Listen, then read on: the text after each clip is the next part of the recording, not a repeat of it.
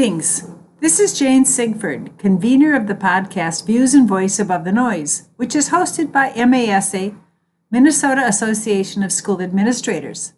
Today's podcast is an interview with Deb Henton, Superintendent of North Branch Public Schools.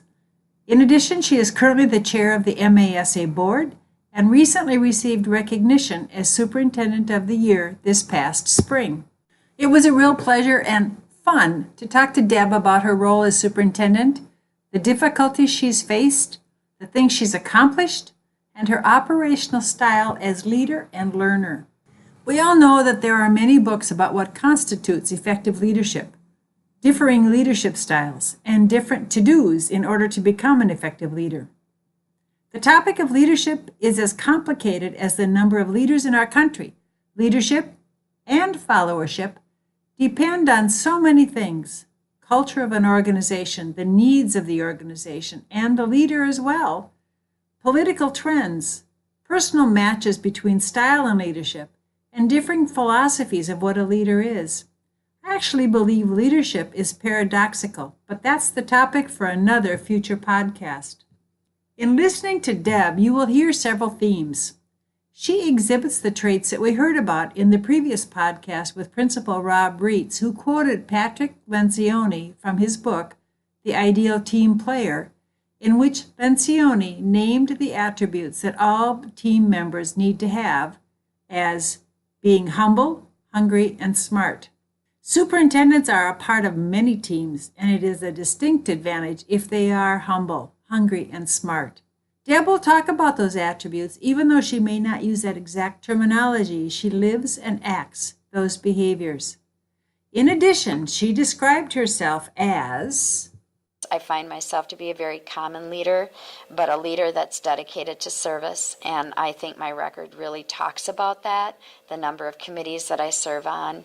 But again, it's been an opportunity that has come my way oftentimes for being the only female in the region, and I'm glad to have those opportunities. Deb did not necessarily dream of being a teacher as a little girl. In fact, she wanted to be a hairdresser. She worked at Burlington Northern Railroad for a while, stayed home for a while, and then, through a friend, was advised to go back to college. She thought it was a great idea. She got her teaching license to teach social studies and history and recognized that she liked those active high school kids. She loves political science to this day and finds the politics of the superintendency to be an engaging, constant challenge. Deb taught at Woodbury High School and Park Cottage Grove. She was an assistant principal at Stillwater High School and later at Harding High School in St. Paul, where she then became principal.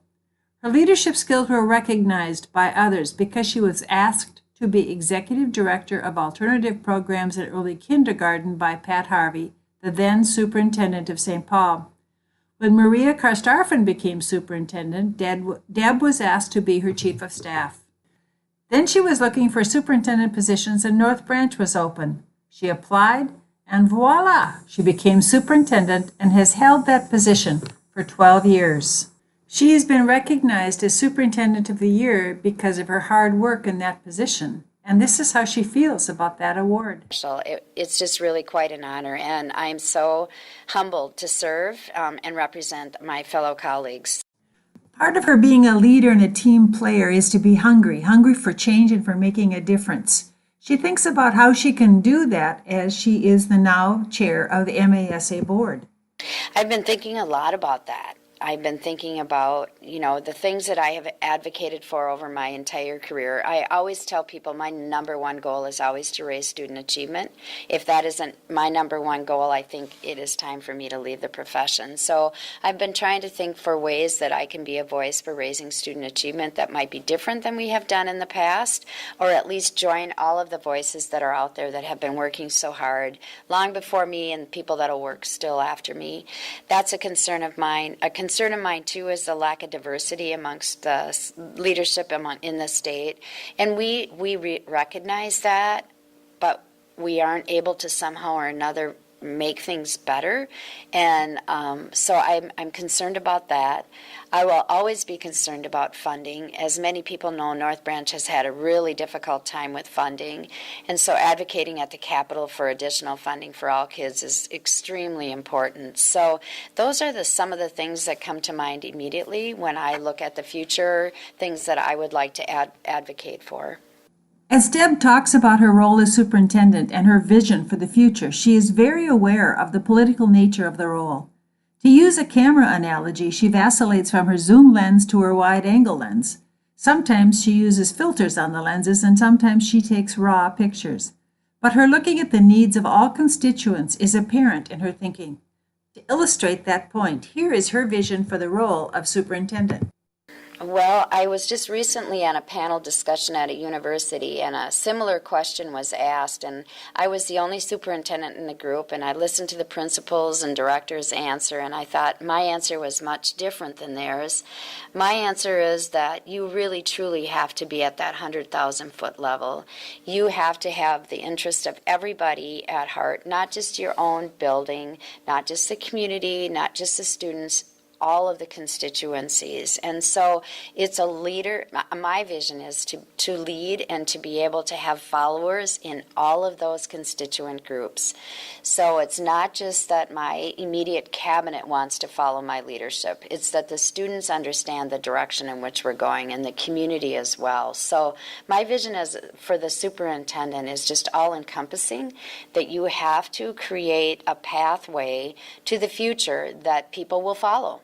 And that's a challenge, because sometimes that pathway for taxpayers will mean an increase of funding. If you're asking for money for specific programming or for updating your buildings or simply for general operations. For kids, sometimes you might be asking them to look at doing things differently. I know we're right now underway with a high school redesign study, and I'm not sure what's going to come out of that, but there will be different components that the kids will have to probably meet that they're not used to, or different expectations. And then the smaller children too, though they don't maybe necessarily know it's driven by the superintendent, but will be affected by different curriculum. And so it's, you have an impact, I think, across the organization and across the community. And it's trying to come up with a vision that most people will buy into, and that's really a challenge. Educators, politicians, and researchers alike are all looking at our current high schools. Are they outdated? Do they educate students for the complex future? Should we change the models? North Branch is exploring this topic, and here is the backstory to the complexity of the issue. We're in the exploration stage. There's a team of staff that are going out to different buildings, and they have visited mostly metro schools. They will visit outstate schools as well, and just looking at lots of different models.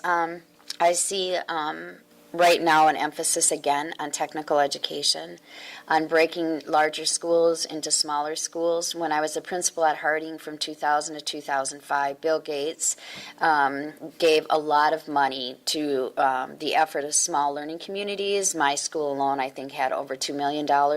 And we created academies, and we created themed academies like science and engineering, fine arts. We had an academy for 9th grade. And I see that kind of circling around again. And so the team that is coming back continues to come back to making pathways in the high school where kids find the curriculum more relevant and engaging than they do now. And I would not be surprised if they come back with themed academies like I see in many other places. I worry about the size of our high school and whether or not we can support that, because when I was at Harding, I had over 2,000 kids, and sometimes the population in those academies fluctuates so because kids choose which one they want to go to. Either you call it an academy or a pathway. And with our population in the high school, which is going down each year and has been since 2005, I wonder if we can support such a model. And how large is your high school? Oh, maybe 875 right now. At one time, almost 1,300. Yes, 912. So the population of students in North Branch has declined, like I said, since 2005. It's been really a challenge. It really hit hard in the Great Recession, and we've been trying to recover ever since. There's a lot of building that is planned and much development that's going to occur, so I'm hopeful for the future. But it's been a difficult 14 years of declining enrollment. So with the redesign of the high school, I think that maybe they should look at something different than the pathway model and think about project-based learning. I really am intrigued by that concept, and I think you can capture kids' own personal and private interests and really personalize a curriculum that way as well. So it'll be interesting to see what we come out with. One of the strands of the MASA legislative platform this last year was a proposal to allow individual districts to have more latitude about graduation requirements. What are some of the issues for people around that proposal? What immediately comes to mind is my experience in St. Paul with 7 comprehensive high schools, and I'm thinking about how could we have had each different high school having different high school requirements and having kids move across the system. So I think you have to be really aware of mobility, and that when you have your requirements that they're fairly global. Otherwise, it will be difficult for kids moving in and out of your system. And I think there are certain standards that all kids should meet regardless of what district they're in. So the discretion that you should have, it would be great to have some discretion, but it would be some discretion because of the fact that you don't have kids in your system K-12. You have some, certainly, and many probably in your system K-12, but you have a lot of fluidity with enrollment. And so I wouldn't want to put learners in a bad position by having been at one school or one school district and have had these requirements that they've been working on, and then for some reason their family has moved and they're now in a different district and it would be difficult for them to meet requirements. So I think you have to be really cognizant of those types of differences that you would have between your district and another so that you don't put kids at a disadvantage. But I know that people locally like to do their own thing, and they would be glad to have some latitude. So I definitely could support latitude, but at a reasonable amount. What are some of the structural changes that might come about? It might have to do with seat time and not necessarily having the same number of hours for a course or the same number of credit requirement. That would perhaps look different. It might be delivered in a different fashion. Maybe it's a blended learning model where it's some distance learning and it's some seat time. So I think the instructional model might be different. It might not be a 5-day-a-week class that kids have to take. I think that would be welcomed by many districts, especially for seniors, the upper level kids, the juniors and seniors, who don't necessarily need to be in a classroom 5 days a week and maybe could use a flexible learning space within their school, or maybe not even be in the school, be in an apprenticeship or something like that. So I think the instructional model might be one way it would change, and then definitely seat time and how much is required. Is it time or is it the outcome that we would really look at? It should be the outcome. There's no doubt about that. But the state will probably find it difficult to measure how to financially follow that student. So that will be the greatest difficulty, I would think, for the state. I believe that staffs and districts can set up accountability measures so that the student who's not necessarily in seat 5 days a week can still demonstrate that they have proficiency in the outcomes that you lay out before them and in the standards they must meet. But I think the state will find it very difficult to give that much latitude to school districts. Not that they shouldn't, but they're bound by traditional ways of measuring full-time student equivalencies and seat time.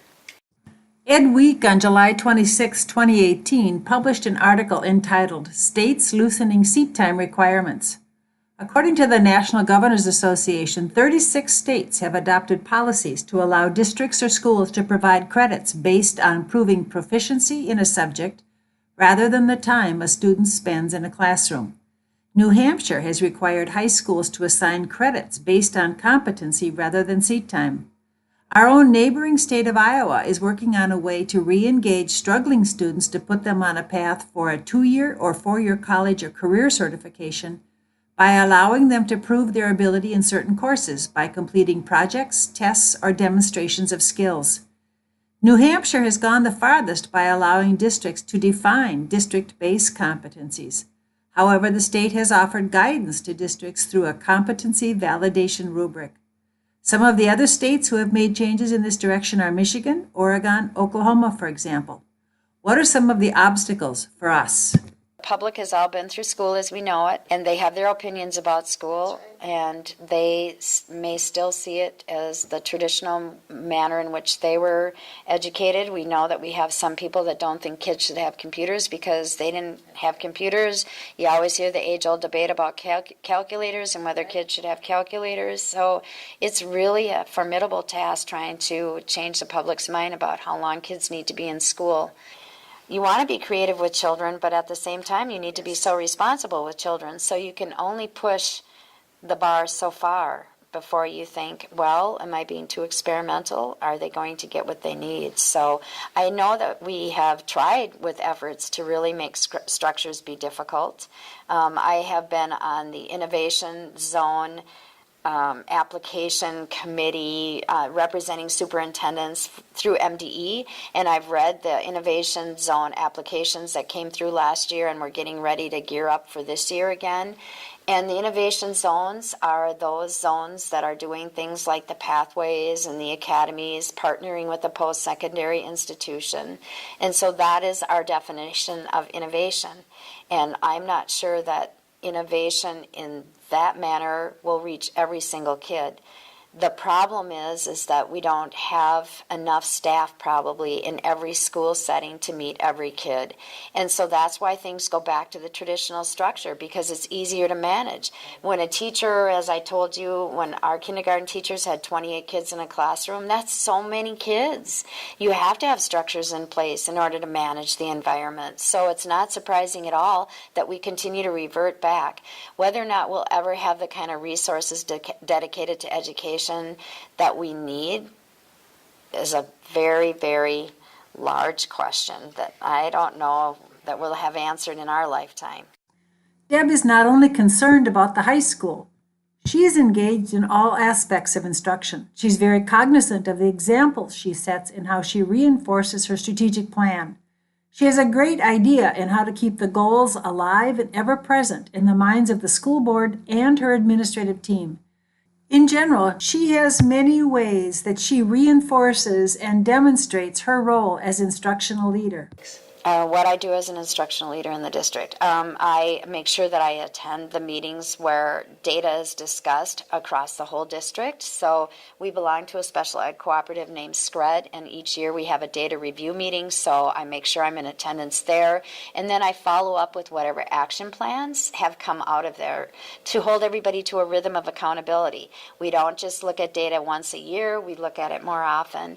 And then I learn about programs like BAR. When I had that superintendent contact me, I didn't think, oh, it's just one more thing. I started learning about what the program was and then became engaged in that and have stayed engaged in that. My principal and I talk about the results of their work and how the kids are progressing.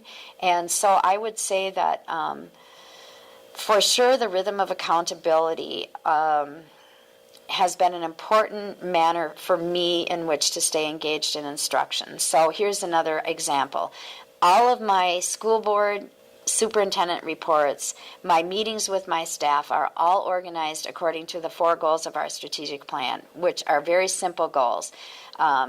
Raise student achievement is one, I'm paraphrasing. The second one is hold district leaders accountable. The third one is engage the community. And the fourth one is to commit resources to district priorities. So when I have a meeting with my team, the first one, prepare all learners for success in school and life, I have agenda items under there every single meeting. So twice a month we meet and we talk about what we're doing to prepare all learners for success in school and life, and then I report that out monthly at the school board meeting.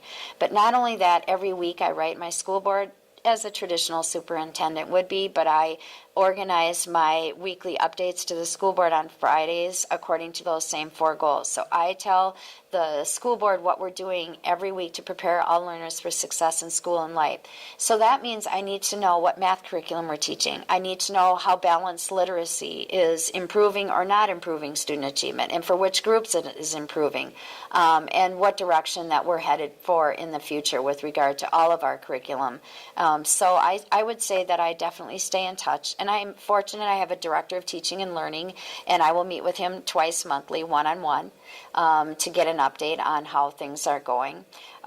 We brought in QComp, and I was a part of that district-wide leadership team for the past, I think, 9 or 10 years. We've changed the model moving forward, so I won't be meeting with them as frequently, but I always met with them and heard a report out from them, from the instructional coaches that are part of QComp, from the district-wide leadership, and also from the building leadership. So it's that accountability, making sure you continually are keeping yourself informed and that others know that you're going to be asking questions. Recently, decided to read a book with my administrative team called Change Your Questions, Change Your Life, by Marilee Adams, and it talks a lot about making sure that you're asking the right questions, that you're not asking judging questions, that you're asking learner mode questions. So definitely try to ask my director of teaching and learning and the instructional strategies coaches about what they're seeing in the classrooms. Our teachers using learning targets. That was an initiative that we put into place like 5 or 6 years ago. Where are we at with that? Is that fallen off, or are we still seeing learning targets being used? Moving to the Marzano framework for teacher evaluation. How is that being implemented now? This is our first year that will be district-wide. We had pilot teams of teachers using that model. You know, how is that going? Are we seeing an increase of teachers really working on protocols, for example? Whatever model or whatever element that we're choosing in the Marzano model to evaluate that year, I will be following up on and asking them what kind of evidence are they gathering to make sure that we are implementing things with fidelity and to see if they're making a change.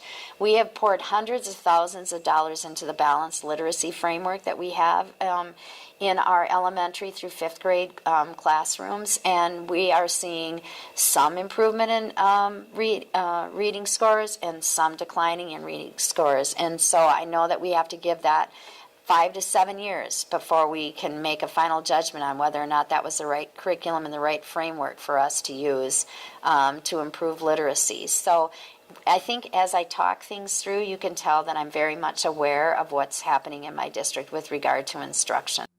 16% of the superintendents in Minnesota are women. The national average is about 21 to 22%.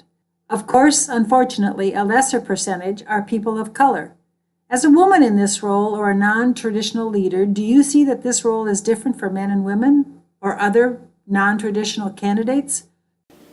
Well, people tell me it's different. I always point to my first campaign that I had for an operating levy, and the chair, the citizens chair of that campaign, came to me afterwards, and after we got defeated like 68% to 32 or something that dramatic, he said to me, people in our community, Deb, are really chauvinistic.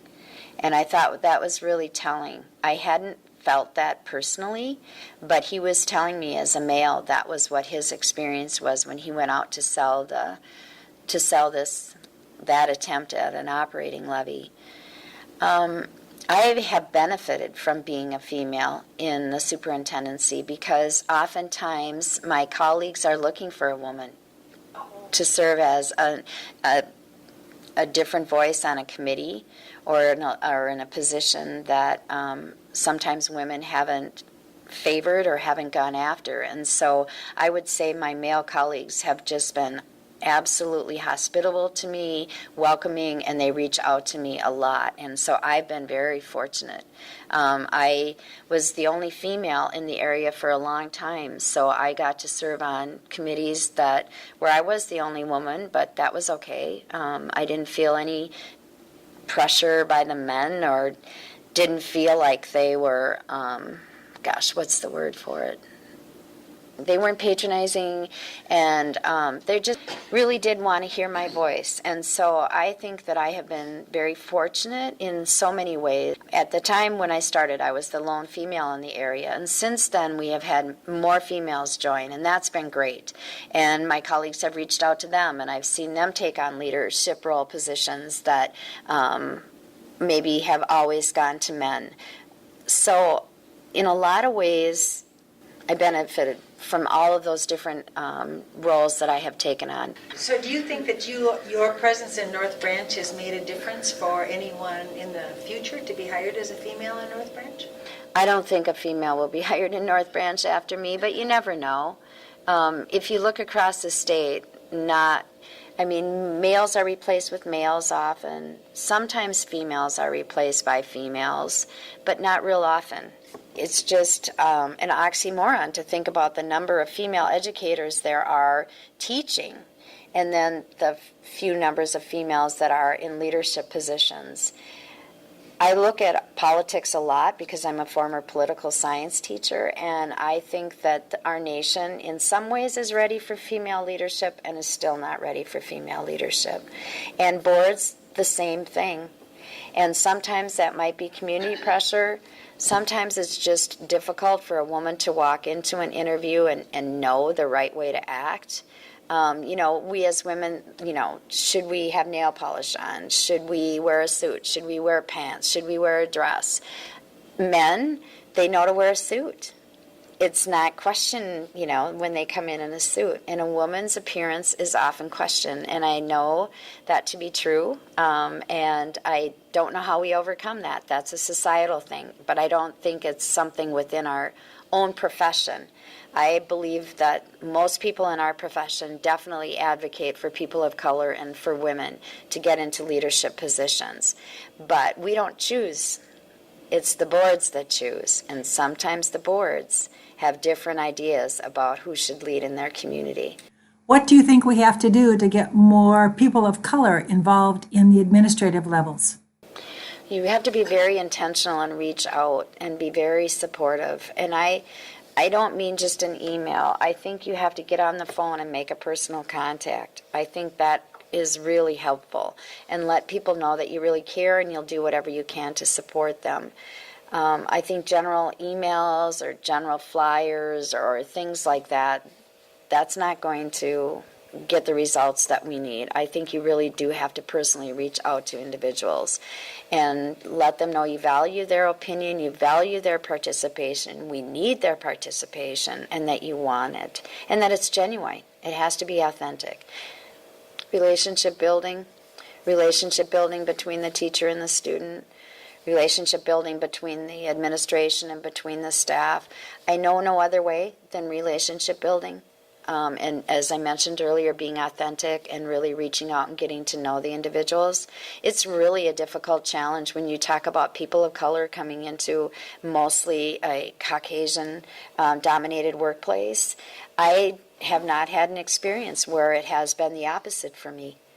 And so I can't begin to imagine or walk in those shoes, but what I should do as a leader is ask them, what would make you feel more comfortable? How can I help you? How can I support you?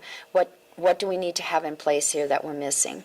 Do you notice a difference between your work in North Branch and your work in St. Paul? Well, when I worked in St. Paul, I encountered diversity that I had never in my life before encountered. So I was quite naive in some instances. I did not realize the cultural differences that I was facing. And I don't have those cultural differences in North Branch because we are so homogeneous. So that would be one of the biggest differences. Mobility was yet another.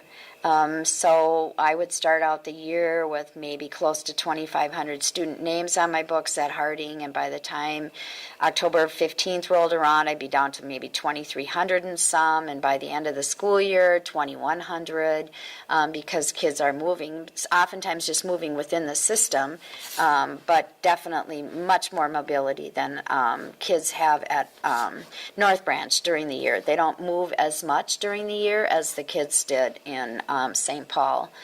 It was wonderful to work with such a large immigrant population in St. Paul. I had volunteered Harding to be called a level 1 site. It was at the time where the kids with the least amount of English came. And we had quite a large EL staff, and I really enjoyed working with the new immigrant students. They are so excited, engaged, happy to be, for the most part, in America, and all that we have to offer is in front of them, and they know that, and they reach out as hard as they can to grasp as much as they can, and so that was wonderful. And we don't have new immigrants generally coming to North Branch in very great numbers. We have a few annually, but not like we had when I was in St. Paul. The Karen population was new when I was in St. Paul, and so I really missed that aspect of working in the cities. What do you see as some of the challenges for education in the future? The future of education is going to be very difficult in trying to engage kids in the traditional kinds of curriculum that we have in the past. And if we don't change, as we know, we're going to lose some of those kids in greater numbers than we already do lose kids. So I think that will be difficult, and the speed of change is so incredible.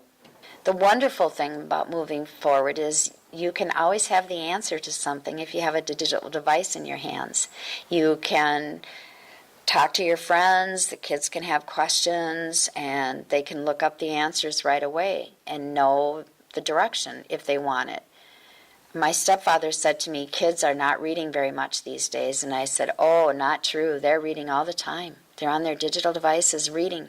Might be reading texts from their friends or news bits, but they're reading a lot.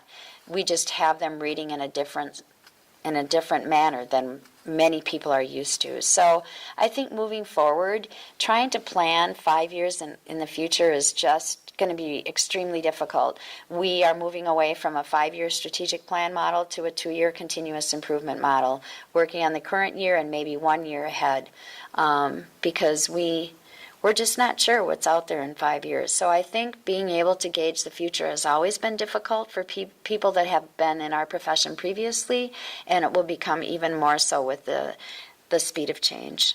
What types of characteristics will future leaders need to have?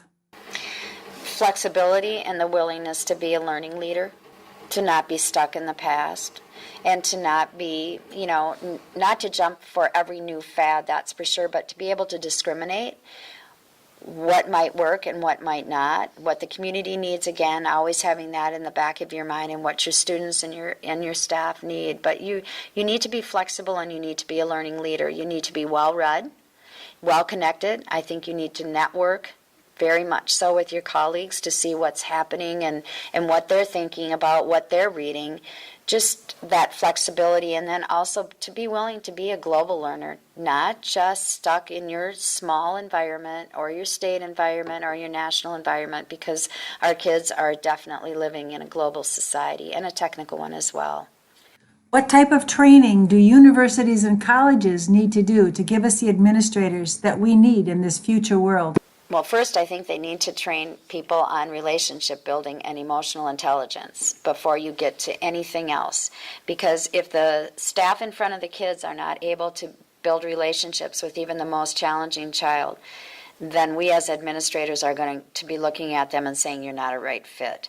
So I think the universities have to do a lot of training around emotional intelligence and relationship building to make sure that the people that are going into the profession have the stamina, the willpower, the desire, and are dedicated enough to raising student achievement for every single student, no matter how difficult that must be, before they can even worry about the technical side. Now, how do you do that? I'm not sure how you do that. But I know from being at universities enough throughout the year, given the panels that I speak on and the number of teachers that I see from our profession that are trying to make sure that the new administrative candidates have the kind of instruction that they deserve and they need to have to be successful when they come into our environment, that it's possible. You just have to have small groups of those students. And I do see that the classes are not gigantic. And so it's incumbent upon those people that are instructing to be able to discover through whatever book they're reading, whatever discussions they're having in class, whether or not they are working with people that have what it takes to be successful in the classroom. They have to have listen fors. They have to be listening for whether or not people are passing judgments on different types of learners, whether or not people are being open to different types of teaching and different methods of teaching, or whether they're just stuck in the past, whether they have preconceived notions about what teaching is. Because I know we all had preconceived notions, but I think it's just really the job of the universities to have the tough conversations with candidates that they don't think are going to work out. What advice would you give to people who are considering looking at the profession of becoming a superintendent? Well, the superintendency is, it's a wonderful job, and I encourage people to definitely take the opportunity if it comes their way and apply for the position, and hopefully you will get accepted to be in the position. But it's not a job that is an easy one. No jobs in education I don't think are easy anymore, or maybe never were. But I think the superintendent position is becoming more and more political, and so if you're not politically minded, that might be hard for you to navigate those waters. And if you're a person that is not willing to change or used to change, I think that might be a profession you want to stay away from. But I see my colleagues as wonderful, supportive peers who are eager to change and to do the best by kids. And so I'm proud to be in meetings with them, to be at the legislature with them, to be advocating for the needs of kids. I'm so blessed to be a superintendent in the state of Minnesota. I'm just really fortunate. I would definitely say that the leadership positions that I have held really personally fulfilling, but most important, I hope fulfilling for my staff to follow me and for the kids. I hope that when I leave this position at North Branch that some things stay in place for a while. I know the next leader will change things as rightfully that person should, but hopefully the things that worked for kids and worked for staff will stay in place for some time. I know I was glad when I left Harding and a number of things stayed in place for a few years, and that makes you feel good that the work that you were doing was valued by others long after you leave. Deb has left us with the gift of her engagement with the education community of Minnesota, and we are richer for it. She's a superintendent who has used her urban and suburban experiences to provide a richer experience for her North Branch community. Her ability to connect with members of her academic community, her school community, and her professional community have given her a richer knowledge base to look at issues and help think through those issues. Her concern about equity for kids and adults is part of the underpinning of her decision-making process. She uses these many gifts in many ways, including being a member of various groups such as the Board of Teaching, the Innovation Committee, MASA Board, and she stays involved and she's a constant voice for the students of Minnesota. Dr. Seuss, my favorite philosopher, is back from his cabin on the lake, and he's got some words of wisdom for us today that he'd like to share. You're off to great places. Today is your day. Your mountain is waiting, so get on your way. Thanks a lot. This is Jane Sigford. My email is jlsigford@comcast.net, and thank you for listening.